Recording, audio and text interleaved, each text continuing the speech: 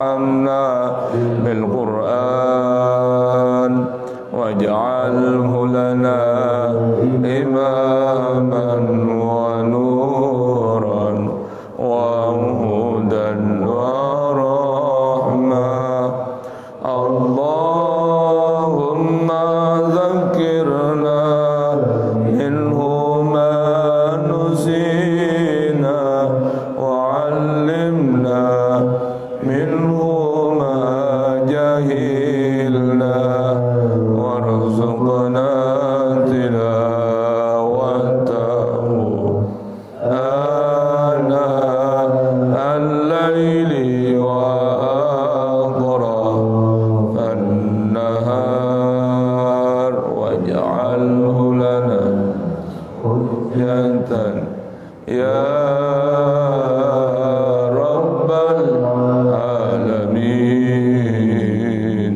Walhamdulillahi Rabbil Alamin. Subhana farjian kulli mahmum, subhana manafisian kulli madyun, subhana man ja'ala khazainahu bainal kafi wan nun, subhana man idza rada syai'an ayaqul lahu kun fayakun.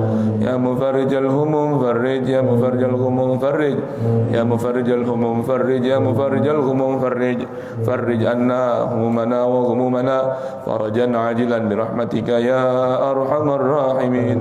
Allahumma inna nastahfizuka wa nastaudiuka أدياننا وأبداننا وأنفسنا وأموالنا أهلنا أولادنا وكل شيء أعطيتنا. اللهم اجعلنا وإياهم في كنافك وأمانك وعيادك وحفظك وجوارك من كل شيطان مريد وجبار عنيد وذي عين وذي بغي ومن شر كل ذي شر إنك على كل شيء قدير. اللهم احفظنا وجملنا بالعافية والسلامة وحققنا بالتقوى والاستقامة وأعذنا في الدنيا من موجبات الندامة يوم القيامة إنك سميع الدعاء. اللهم اغفر لنا ذنوبنا وآبائنا وأمهاتنا وأجدادنا جداتنا ومشايخنا وإخواننا في الدين وأحبنا فيك ونحسن إلينا وذوي الحقوق الواجبة علينا والمسلمين والمسلمات والأحياء منهم والأموات.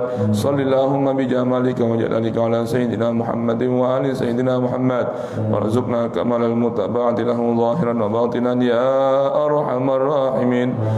سبحان ربك رب العزة عما يصفون وسلام على المرسلين والحمد لله رب العالمين. Amin ya Rabb. Ayo kita baca dan tadabburkan Quran surah Al-Baqarah kemarin, sisa di ayat 187 dan terakhir di 188. Halaman mushafnya, nomor halamannya 29.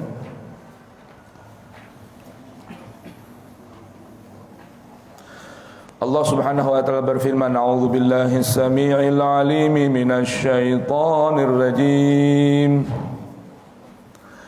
Wa la tubashiruhunna wa antum 'akifuna fil masajid. Tilka hududullahi fala taqrabuha. Kadzalika yubayyinullahu ayatihi linnasi la'allahum yattaqun.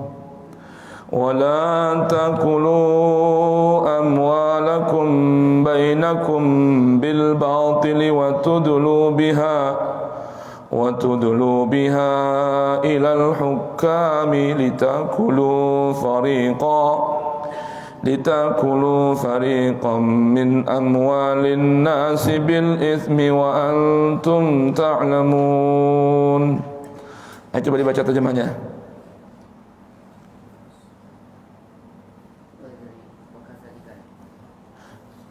Boleh baca dari lengkap apa? Biar mengingat kemarin. Wahilakum. Dihalalkan bagimu pada malam hari puasa bercampur dengan istrimu. Mereka adalah pakaian bagimu dan kamu adalah pakaian bagi mereka. Allah mengetahui bahwa kamu tidak dapat menahan dari dirimu sendiri, tetapi Dia menerima taubatmu dan memaafkanmu. Maka sekarang campurlah mereka dan carilah apa yang telah ditetapkan Allah bagimu.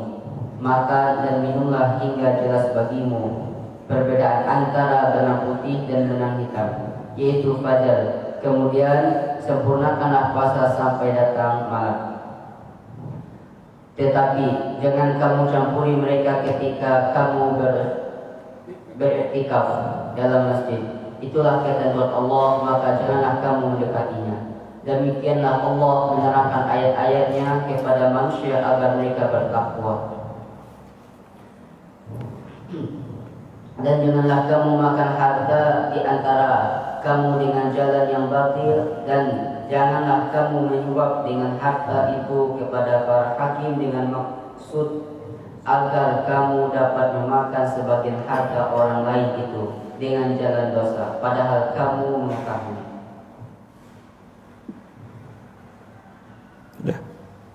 Baik. Bismillahirrahmanirrahim. Alhamdulillahirabbil alamin wassalatu wassalam ala sayyidil mursalin sayyidina wa maulana Muhammadin wa ala alihi at-tahirin wa ashabil akramin wa radiyallahu ta'ala an baqiyati sahabati ansarihim wal muhajirin wa tabi'ihim bi ihsanin ila yaumiddin.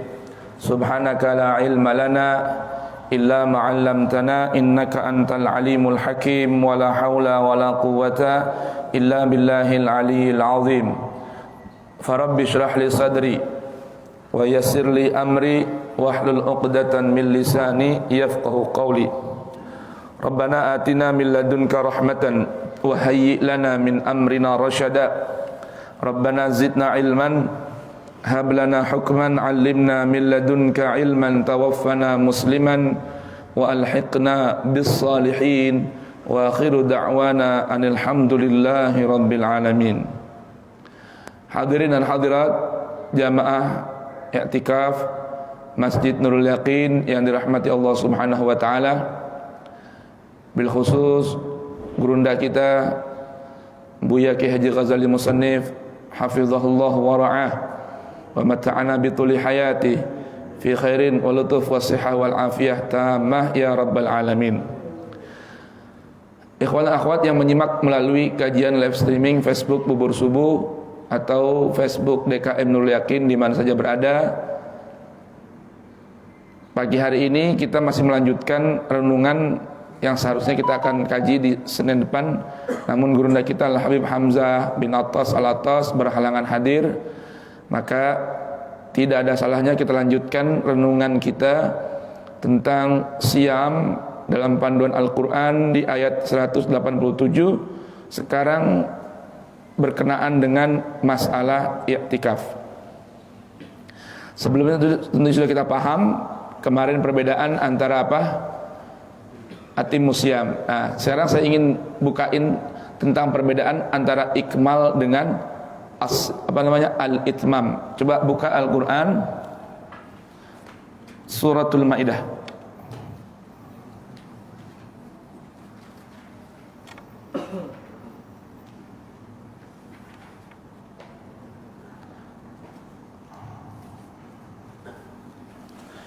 Quran surah Maidah ayat ketiga ya, halaman mushafnya 107, tentang firman Allah Subhanahu wa taala, a'udzubillahi samii'il 'alim minasyaitonir rajim. Ayat dimulai dengan firman Allah taala, hurrimat 'alaikumul maitatu wad-damu wa lahmul khinziri wa ma uhilla li ghairillahi bih wal munkhaniqah wal mawqudah wal mutaraddiyah wan natihah wa ma akala as-sab'u illa ma dhakkaytum wa ma dhubiha 'alan nusubi wa an tastaqsimu bil azlam dzalikum fisq. Al-yawma ya'isa alladhina kafaru min dinikum fala takhshawhum wakhshawun. Nah, di sini ayat ini ya. Al-yawma akmaltu lakum dinakum. Yang kedua, wa atmamtu 'alaikum ni'mati wa raditu lakumul islam dina faman ittara fi makhmasatin ghaira mutajanifin li ithmin fa innallaha ghafurur rahim. Coba dibaca terjemahnya. Ini pertama ayat tentang apa? Penjelasan tentang apa yang Allah haramkan untuk dikonsumsi. Ini ada kaitan dengan tadi. Nanti ayat 188 dari surah Al-Baqarah yang kita baca nanti. Ayo baca. Diharamkan bagimu makan bangkai. Satu, itu pelan-pelan satu-satu. Sebagaimana saya baca perlahan-lahan satu-satu, dibaca satu-satu biar dihitung. Diharamkan atas kalian memakan apa? Satu, bangkai. Kedua, darah. Tiga, dan babi. Empat, dan daging hewan yang disembelih bukan atas nama Allah. Lima, yang tercekik. Enam, yang dipukul. Tujuh, yang jatuh. Delapan, yang ditanduk. Sembilan, dan yang ditukang binatang buas. 10. Kecuali yang sempat kamu sembelih. Baik, berikutnya 11. Dan diharamkan pula yang disembelih untuk berhala. 12. Dan diharamkan pula mengundi nasib dengan azlam atau anak panah. Baik. Karena itu suatu perbuatan yang fasik. Berarti ada 11 ya. Ada 11 yang diharamkan oleh Allah untuk dikonsumsi. Berikutnya. Pada hari ini orang-orang kafir telah putus asa untuk mengalahkan agamamu. Sebab itu janganlah kamu takut kepada mereka, tetapi takutlah kepadaku. Baik. Terus. Pada hari ini telah aku sempurnakan agamamu untukmu, dan telah aku cukupkan nikmatku bagimu. Nah, ini kata cukupkan ini perlu diluruskan ya. Baik. Ini beda ya antara ikmal dengan itmam ya. Sempurnakan dan cukupkan. Nanti saya jelaskan. Berikutnya. Dan telah aku ridhoi Islam sebagai agamamu. Berikutnya. Tetapi barang siapa terpaksa karena lapar bukan karena ingin berbuat dosa, maka sungguh Allah Maha Pengampun Maha Penyayang. Baik. Ayat tentang hal-hal yang haram untuk dikonsumsi bagi orang yang beriman dalam Al-Quran hanya terulang 3-4 ayat saja. 3-4 ayat saja. Itu yang diharam keterangan dari Al-Quran dari Allah sang pencipta manusia tentang apa yang diharamkan untuk dikonsumsi bagi orang yang beriman. Maknanya yang dihalalkan lebih banyak ketimbang yang diharamkan. Yang diharamkan sudah Allah batasi. Bahkan ini tadi kita hitung hanya 11 jenis yang diharamkan oleh Allah untuk dikonsumsi. Ada lagi keterangan dalam Al-Baqarah, kemudian dalam Quran surah An-Nahl, kemudian dalam Al-Quran surah Al-An'am. Hanya di 4 tempat saja. Apa saja sih yang diharamkan oleh Allah untuk konsumsi? Al-Maitah, bangkai. Bangkai itu apa sih bangkai itu? Hewan yang dagingnya tidak Allah tegaskan keharamannya dalam Al-Quran untuk dikonsumsi. Saya ulang, binatang yang dagingnya Allah tidak haramkan secara tegas, jelas dalam kitabnya. Jadi apa saja binatang yang Allah tidak sebutkan keharamannya untuk dikonsumsi, pada dasarnya halal atau boleh untuk dikonsumsi, kecuali dalam beberapa kondisi saja. Kedua, ia mati tanpa disembelih secara syar'i. Mati tanpa disembelih secara syar'i. Nanti ada nih contoh-contoh binatang yang disebutkan sebagai bangkai, tidak boleh dimakan. Baik. Itu yang pertama ya, pahami ini definisinya. Jadi kalau hewan, sekalipun hewannya halal, tidak Allah sebutkan dalam Al-Quran secara jelas, secara tegas keharamannya, namun matinya tidak disembelih secara syar'i, itu berubah kehalalannya jadi haram untuk dikonsumsi. Sekalipun contoh seekor ayam.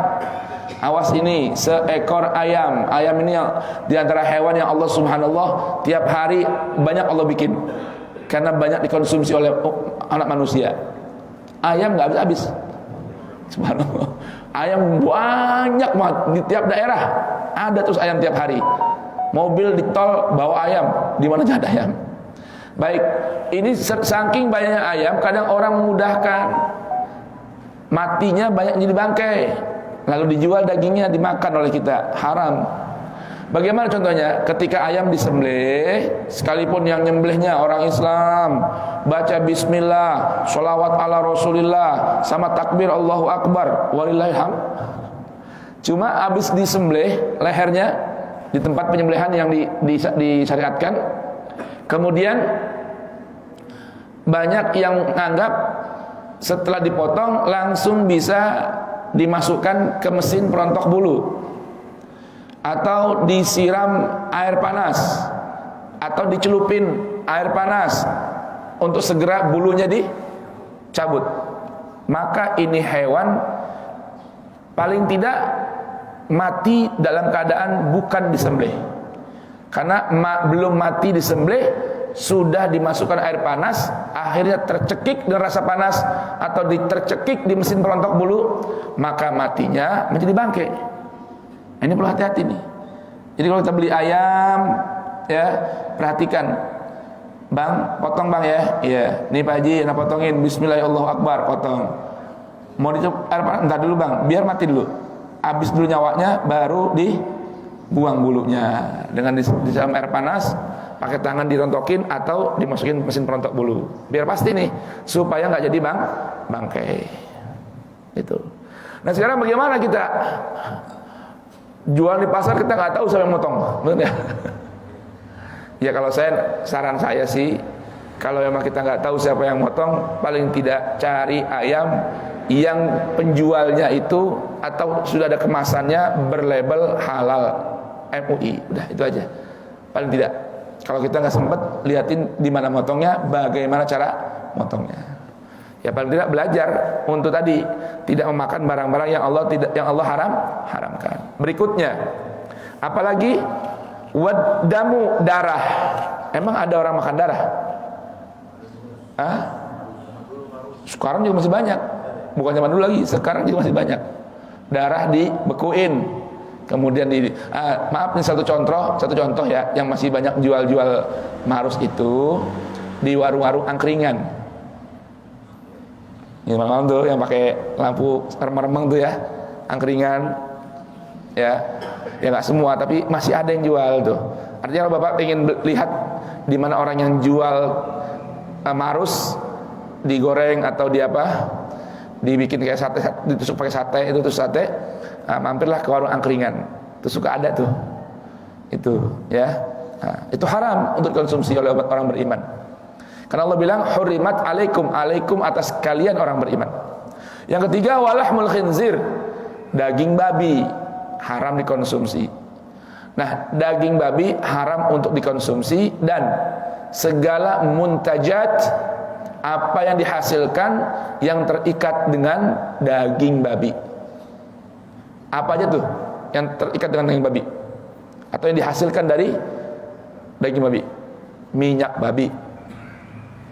Ya, kata orang, Allah alam ya, yang sudah pernah makan daging babi, kemudian sekarang taubat nggak makan lagi. Memang daging babi itu enaknya nggak ada duanya. Daging babi itu enaknya nggak ada duanya, semua kalah. Sapi, kambing kalah. Kata yang nyobain daging babi. Sampai dia bilang, ini seorang ustadz ini, sekarang ustadz, Pak Haji, ustadz ahli ibadah, bilang, Ustadz, jujur Ustadz, kayaknya yang bisa nyaingin daging babi itu cuma daging manusia. Emang Bapak pernah makan daging manusia? Belum sih, cuman saking enaknya gitu.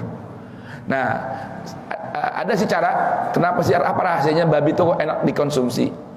Karena babi itu, khususnya babi merah ya, bukan babi hutan, itu antara daging dengan kulit nggak terpisah, nyambung. Nah jadi kalau kata orang yang ngerti, dan saya udah nyobain juga, daging selain daging babi bikin rasanya lebih enak dari yang biasanya. Itu kalau motong kambing, Pak Haji Malik, ya bulunya jangan dibuang, kulitnya jangan dipisahin dari daging.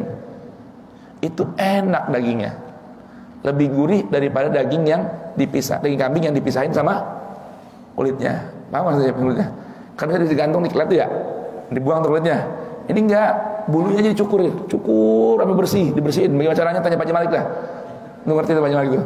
Ya, bulunya kambing tuh dibuang-buangin.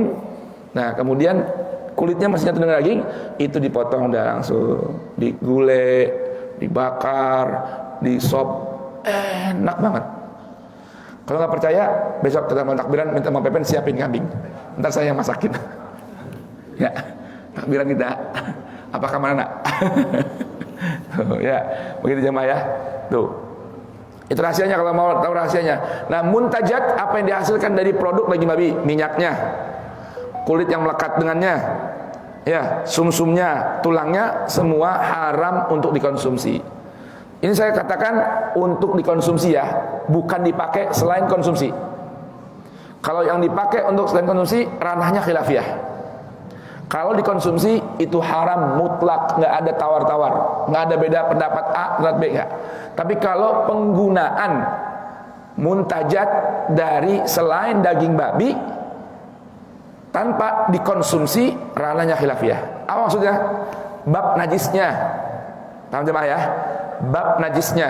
Di mazhab kita fikih Imam Syafi'i, babi wa ma tawallada min babi, apa saja babi murni atau hasil silang babi dengan selain babi, ya, itu hukumnya najis mughalladhah.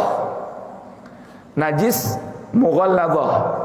Jangankan dagingnya, kulitnya aja, badannya, kalau tersentuh tubuh kita, tangan kita kepegang, wajib dibasuh dengan 7 kali basuhan. Salah satunya dengan tanah. Tuh kemarin tuh yang lagi rame di Sawangan, yang motong babi katanya. Babi pakai dipotong-potong lagi depan orang, ngapain Mbak? Ya, nangkepnya kudu telanjang bulat katanya.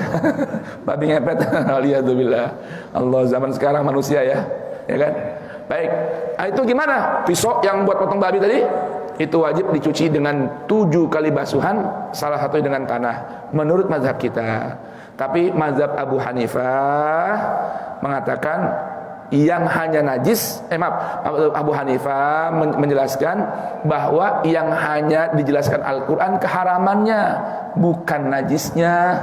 Maka babi enggak najis seperti yang dipahami oleh mazhab kita Syafi'i, 7 kali basuhan, salah satunya dengan tebu.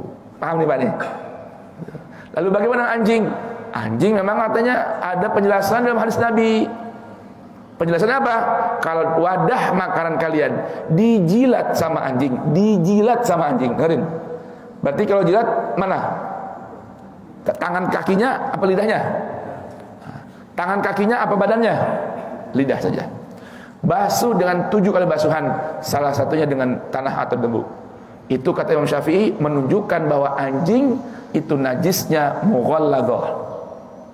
Lalu babi mana keterangannya? Nggak ada babi itu. Dikias, kata mazhab kita nih, kalau anjing aja yang Al-Quran gak sebutkan keharaman konsumsinya, Al-Quran gak nyebutin keharaman mengkonsumsinya, itu disebutkan dalam hadis wajib dibasuh kalau dijilat dengan anjing 7 kali basuhan, salah satunya dengan tanah, itu wajib dibasuh, apalagi babi. Itu panggil, namanya kias nih, namanya kias, apalagi namanya kias aulawi, apalagi babi yang disebutin najisnya haramnya konsumsi dalam Al-Quran, maka babi lebih najis daripada anjing. Itu kata mazhab Imam Syafi'i. Kata Imam Abu Hanifah, ya kagak, anjing kagak najis sedikit pun. Nah itu bagaimana itu untuk urusan suruh cuci pakai 7 kali basuhan, salah satu dengan tanah, kalau dijilat oleh anjing wadah kita, wadah makanan kita. Kata Imam Malik, itu mah Nabi cuma suruh basuh, Nabi nggak bilang itu najis. Paham nggak deh? Ya udah basuh aja. Tapi yang lainnya gimana? Badannya, bulunya, tangan kakinya, ya kagak. Itu cuma kalau dijilat sama lidahnya. Yang lain kagak. Maka jangan heran kalau Bapak ke Bukit Tinggi, ke Sumatera Barat, orang Padang pada miaraan anjing. Paham nggak? Pernah nggak baca cerita? Kiai Mas Mansur, salah satu ketua Muhammadiyah, Kiai Haji Wahab Hasbullah, kan ketua NU Jombang kan, pendiri NU bersama Kiai Hasyim Asy'ari, silaturahim ke Surabaya, ke tempat Kiai Haji Mas Mansur, salah satu pendiri Muhammadiyah, atau maaf, salah satu ketua Muhammadiyah. Kalau pendiri Kiai Ahmad Dahlan, Jogja ya. Mas Mansur Surabaya ya, Baroni ya, Surabaya. Kesana melihat Kiai Haji Mas Mansur miara anjing. Ini Kiai pendiri NU silaturahim ke rumah pengurus Muhammadiyah, Kiai Haji Mas Mansur, orang alim juga nih di Surabaya. Di rumahnya merah anjing, bingung dia. Coba lihat, ya. Tuh, ini biar ngerti nih, apa yang Al-Quran yang sebutkan itu di situ ada ranah untuk adanya perbedaan. Biar ngerti ya. Baik, sekarang kita kembali. Ini biar kita paham nih indahnya ajaran Islam. Pak Eko, di Padang pada merah anjing ya? Enggak, sekarang masih banyak kan? Buat buru babi. Ya, masalah buat apa itu malah cerita dah. Buat ke kebun, buat buru babi. Tapi pada mereka anjing kan? Pada mereka anjing, gendong-gendong anjing. Tuh. Padahal di Padang Islam bukan? Islam. Agamanya Islamnya kuat nggak? Kuat. Tapi merah anjing. Paham ya? Ini biar kita ngerti nih. Cuman bukan berarti kalau gitu anak jamaah bubur subuh, jamaah lakin besok habis lebaran mau merah anjing. Bukan cari itu namanya bikin sensasi. Jadi hal-hal yang ada di ranah kearifan lokal kita mesti sikapi dengan dasar ilmu. Bukan berarti sekarang saya tahu nih merah anjing nggak apa-apa. Anjing itu binatang yang unik, subhanallah ta'ala. Subhanallah, anjing itu. Terus sekarang saya merah anjing. Ustaz Pawas sekarang punya anjing 3 di rumah. Apa itu benar? Jangan begitu kan. Itu namanya bikin fitnah, paham enggak? Bikin sensasi.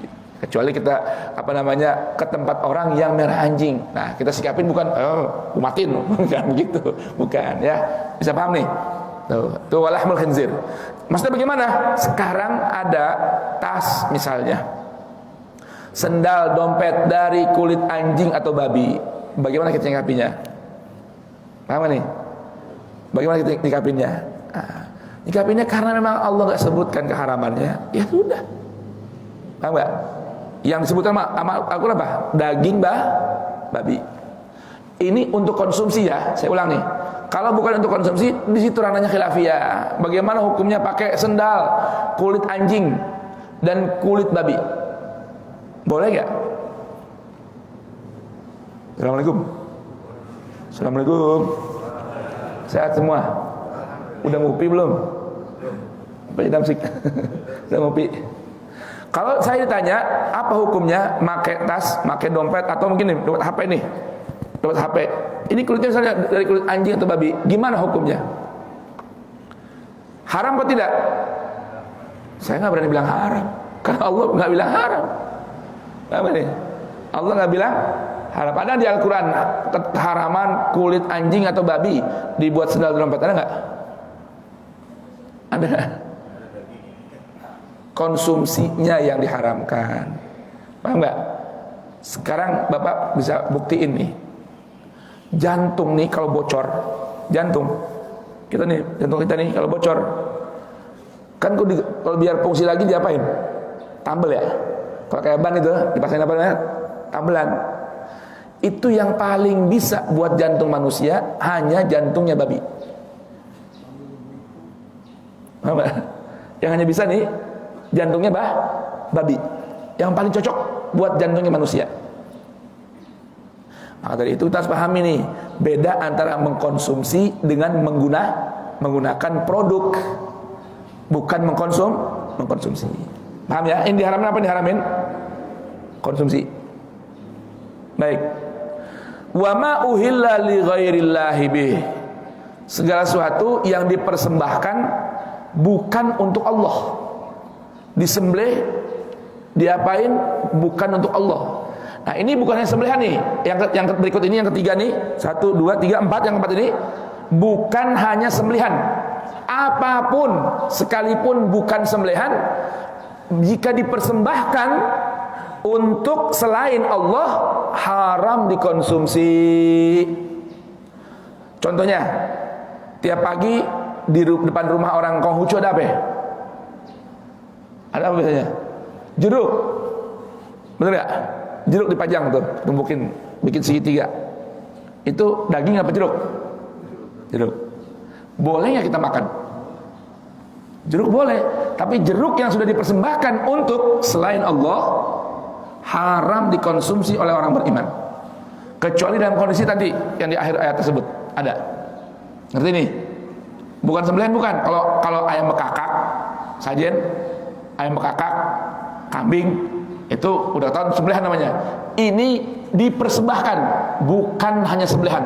Artinya segala macam jenis makanan dan minuman yang dipersembahkan untuk selain Allah haram dikonsumsi menurut Al-Quran. Nah, bisa paham ya?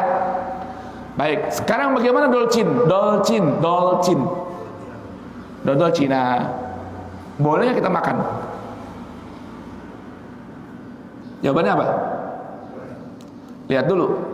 Kalau lebaran Idul Fitri ada dolcin, boleh kita makan? Boleh. Karena itu disebutkan apa? Untuk lebaran Allah Subhanahu wa taala. Sekalipun yang bikin orang Cina. Tapi Bapak kalau mau, ada kok teman saya Ustadz Betawi. Orang Betawi Ustadz bikin dolcin. Nah, kalau mau nanti hubungin dia aja dah, beli dolcin. Kali itu. Cuman saya bilang, Ustadz, belinya dari awal puasa. Iya, awet. Iya, awet. Tahu nggak awet maksudnya? Kalau lebaran udah bulukan, buang gitu banyak.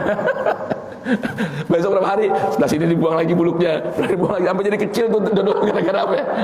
Bulukan dibuang, tapi nggak rusak sih, dikonsumsi yang bulukan doang gitu. Nah, tapi kalau lebaran Cina, tanya lebaran Cina, mereka ini ngasih dodol Cina untuk persembahan siapa? Kalau hanya apa namanya euforia berlebaran Imlek, bukan untuk persembahan dewa atau yang lainnya, boleh kita makan. Paham jemaah ya? Nah, itu boleh. Kalau memang untuk dewa-dewanya atau yang diyakininya selain Allah, haram dikonsumsi. Ini ingat ya, yang keempat ini bukan sembelihan. Wa ma uhilla. Itu sebab apa terjemahnya itu?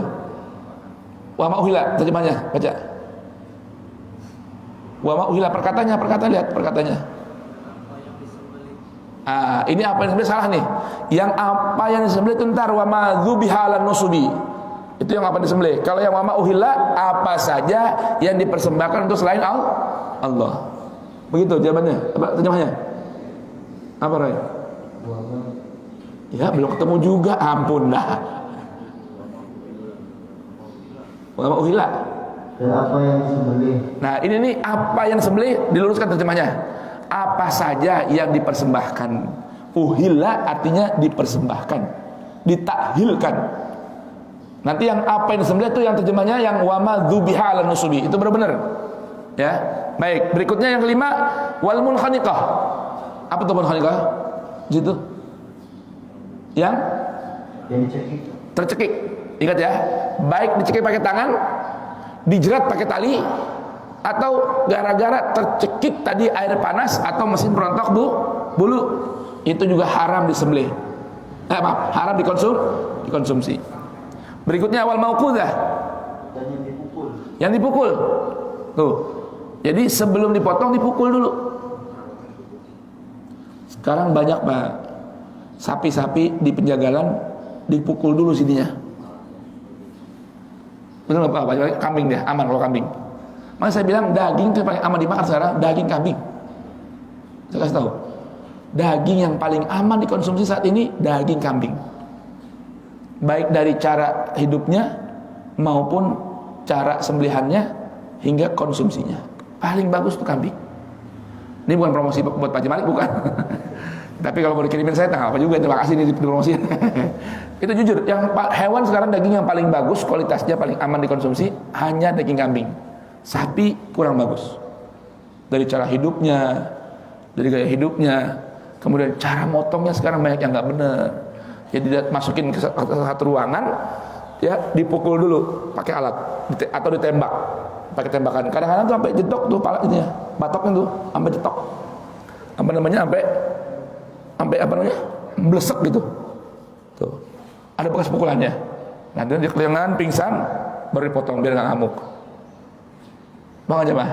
Padahal Allah itu kan Maha tahu ya. Menciptakan sesuatu buat kebaikan manusia. Ya. Hewan sapi tuh kalau nggak meronta-ronta ya ketika disembelih itu juga nanti kuman-kumannya keluar semua, nempel di daging, meresap di daging. Paham nggak? Memang sudah fitrahnya hewan disembelih mesti meronta. Makanya Nabi ajarin pastikan pisaunya tajam, bikin dia jangan terlalu stres. Karena terlalu stres juga sama yang keluar kuman juga nanti dalam dagingnya. Bisa paham nih? Nah, teman Islam ngajarin begitu cakep. Manusia Allah larang nih memakan hewan yang mati karena terpukul, baik permulaan atau sampai matinya. Berikutnya, wal mutaraddiya, apa artinya? dan yang jatuh. Jatuh dari tempat tinggi nih, jatuh dari tempat tinggi, ya kan? Gedubrak, ya itu kenapa sih? Walaupun masih pingsan-pingsan gelepek-gelepek itu ya. Nah, itu bagaimana? Kalau bisa jangan konsumsi. Karena itu pastikan ada satu bagian saraf-saraf tubuhnya yang bermasalah ketika dia jatuh. Itu. Apalagi sampai mati dimakan, haram karena jadi bangkai kan? Paham nih? Jadi bangkai. Berikutnya. Wal natiha, dan binatang yang tanduk. Ya, bukan bertanduk ya. Dia mati karena habis ditanduk. Ya, berantem, tanduk. Coba Anda renungkan juga antara munkhaniqah, mauqudah, mutaraddiyah, an-natihah, ini kan muaranya satu hal. Matinya tidak wajar. Paham enggak? Karena kecekek, karena dipukul, karena apalagi jatuh tempat tinggi, benturan semua. Semua karena ada benturan yang akhirnya merusak sarafnya sehingga nanti penyakit yang keluar dari tubuhnya, maka tidak boleh dikonsumsi. Mulai paham ya? Baik, berikutnya. Wa ma akala sab'u illa ma zakitu. Dan apa saja yang dimakan oleh binatang buas, bangkainya, sisanya haram dikonsumsi. Nah, nanti ada yang satu Allah Ta'ala halalkan nih, urusan binatang buas atau terkaman. Apa itu? Binatang yang mati diterkam anjing yang terlatih. Saya ulang nih, binatang yang mati diterkam oleh anjing yang terlatih. Coba tuh. Berarti kalau kita bilang anjing itu najis atau hewan yang bermasalah, kira-kira Allah sebutin nggak kehalalannya? Ya enggak. Ini istimewanya nih, hewan anjing ini ketika dia menerkam seekor binatang, kambing, kelinci, kijang atau rusa, lalu mati dicengkram dia, maka kita boleh makan walaupun nggak disembelih lagi. Artinya cengkraman, gigitan anjing hukumnya hukum sembelihan. Paham gak nih? Nah, berarti kalau anjing hewan yang terhina, tercela, najis, nggak benar, nggak baik, nggak bagus tuh hewan, kira-kira Allah halalkan nggak tuh gigitannya? Allah nggak halalkan. Ini berarti Allah halalkan ya, anjing. Ya, paham nggak ya? Mukallabin. Nanti Al-Quran ayat Al-An'am namanya hewan mukallabin. Anjing tuh kalau nerekam dia bakal mati tuh hewan yang terekamnya. Dia boleh itu hewan yang diterkam anjing itu kita makan dagingnya. Subhanallah. Ada lagi anjing di Al-Quran sebutannya? Di Al-Quran sebutan anjing itu dua tempat ini semua terpuji. Semua terpuji. Yang lain nanti sifatnya yang nggak boleh diikutin. Satu yang rekam, kedua anjingnya Ashabul Kahfi. Allah sebutin nggak? Anjing, seekor anjing nih jagain tuannya doang, dipuji dalam Al-Quran. Di mana tuh? Di gua. Ada nggak sebutannya? Ada, anjingnya Ashabul Kahfi. Paham ya? Nah, cuma bukan berarti ini lalu kita jadikan dasar, besok anak mau merah anjing aja. Ini bukan tempatnya. Kalau Anda di Padang, di Bukit Tinggi, di sana silakan aja. Paham nggak? Karena semua orang merah anjing. Nah, Anda bawa ke sini, jadi masalah ntar. Bang Feven pulang ngaji beli anjing. Kan? Gimana? Haji di bubur subuh nih. Mana anjing haram, Anda boleh piara ini.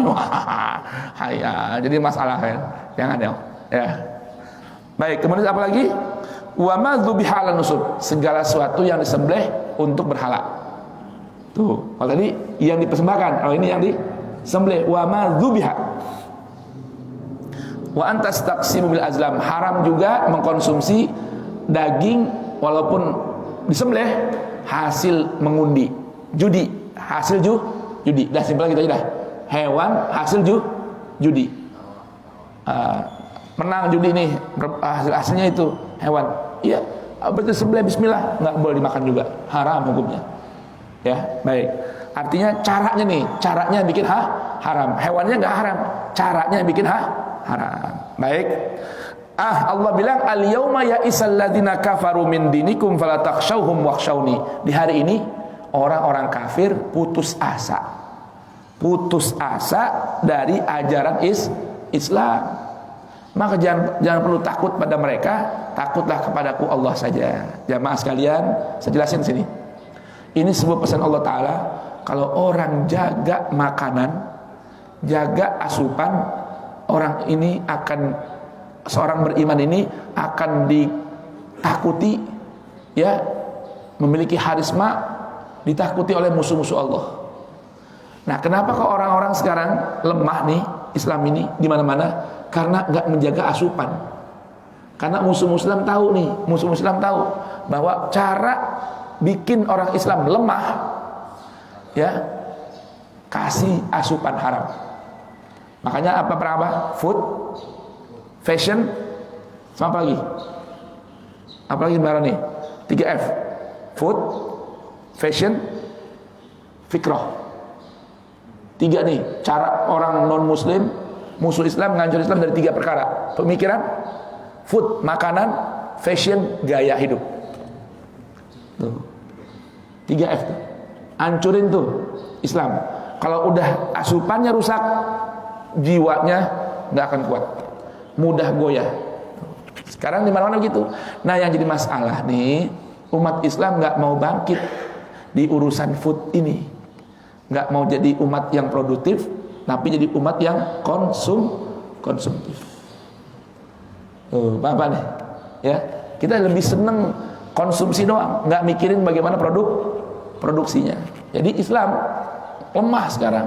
Timur Tengah, Bapak tahu nggak? Timur Tengah tuh kenapa? Kok orang Arab kok gampang banget goyah nih? Bapak tahu nggak?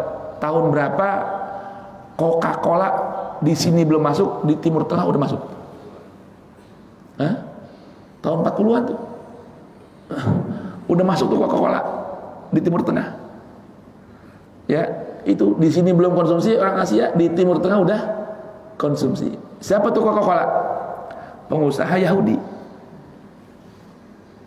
Cola kan jenis minuman. Coca itu nama orang dirinya. Coca itu nama orang Yahudi. Coca-Cola. Tuh. Makanya nih. Ya. Nah, itu saya bilang. Jadi cara menghancurkan orang itu rusak dari makanannya dulu. Kalau makanan udah rusak, Masya Allah. Itu tadi malam Pak Haji Malik tuh sama Habib Umar cerita. Kenapa sih orang dulu doanya manjur-manjur? Jaga makan haram.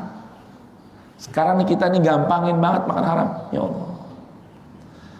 Tuh, makanya harus ada dakwah di bidang makanan. Produksi barang halal. Tuh. Ya, maka saya bilang tadi, kalau sekarang paling mau aman makan tuh daging kambing. Produsennya insya Allah orang Islam banyak kan. Makanannya bagus. Itu banyak lagi. Ya, motongnya insya Allah nggak ada khilaf. Ayam, sapi banyak khilaf. Atau paling nggak ikan makannya sekarang. Ikan pun kalau bisa, kalau Pak Haji bilang ikan laut juga udah pakai formalin. Ikan darat juga perlu hati-hati. Contohnya lele. Sekarang banyak lele itu dikirim dari Parung. Di mana parungnya? Lihat dulu parungnya. Parungnya itu parung yang sebelah mana? Kalau yang ke arah Ciseeng Tangerang itu banyak, maaf, pengusahanya ini Cina Benteng, non Muslim. Jadi bukan Cinanya ya, non Muslim. Dari rasnya orang Cina Benteng kalau kata kita ya. Tahu Cina Benteng? Cina yang nggak putih-putih nggak, yang kayak kita gini nih, Cina Benteng. Ya, itu miara lele, di atasnya kandang babi.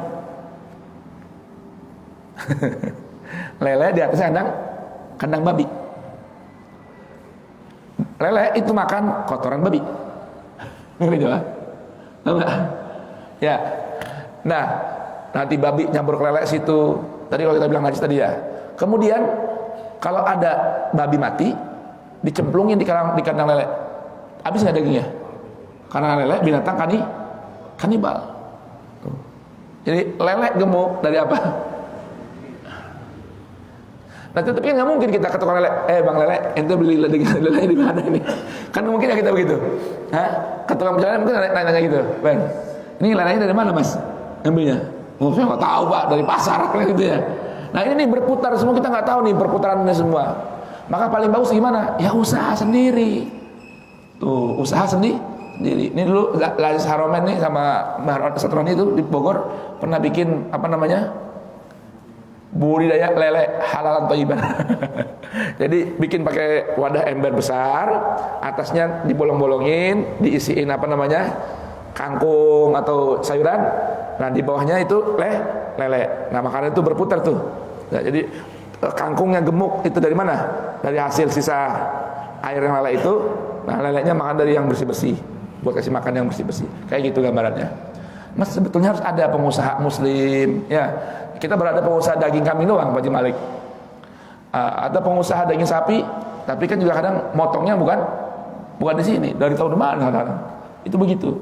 Ya ini kita puasa. Kenapa sih saya lama berkutik di sini apa jelasinnya?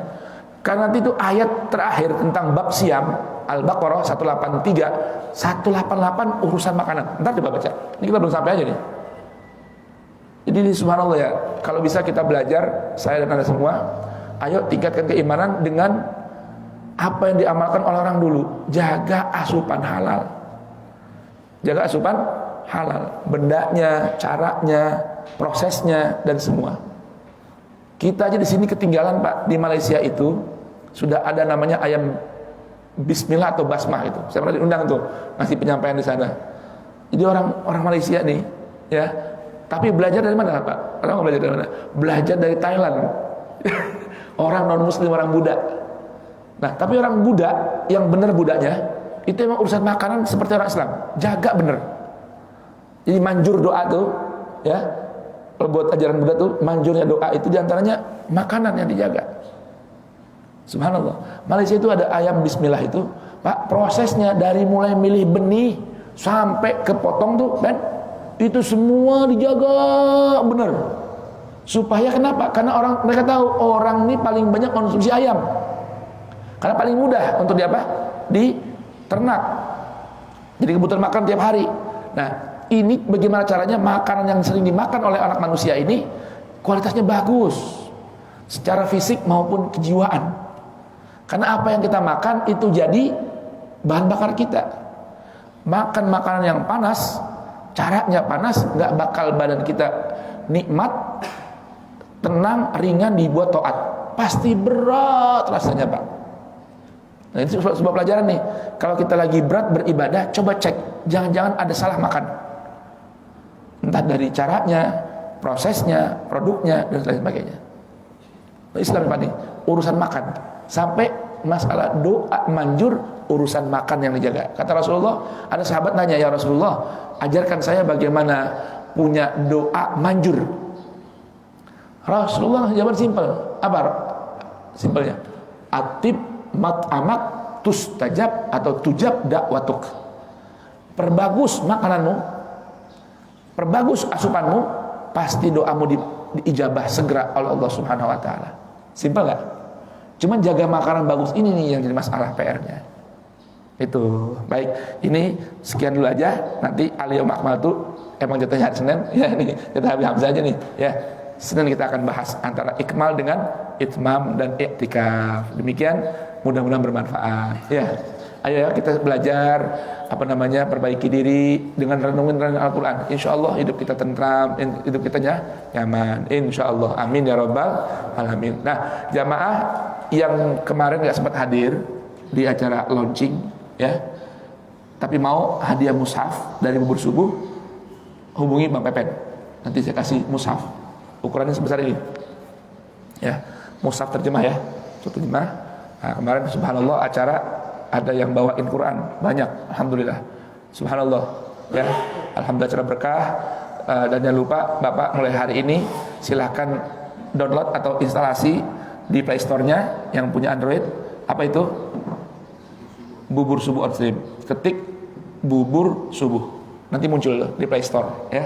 Nah, kalau yang kemarin nggak hadir, jamaah bubur subuh, jamaah Nurul Yakin yang nggak sempat hadir dan pengen dapat mushaf seperti ini untuk dibaca di rumah, dipelajari, silakan hubungi Bang Feven.